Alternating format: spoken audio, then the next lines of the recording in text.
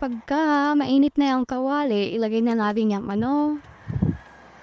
para pagka na, edi pwede na ilagay yung dinurog na bawang. Huwag na natin lagyan ng sibuyas at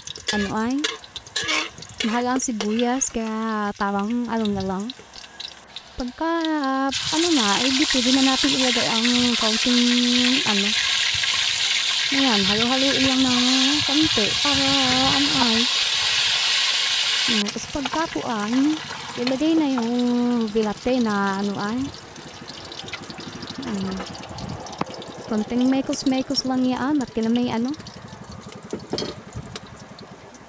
ayan, antay lang na kumukulot kinamay tumitigas din. Dali lang yung maluto at kinamay hindi na kailangan ng mga kung ano-ano pa. Pwede na yan.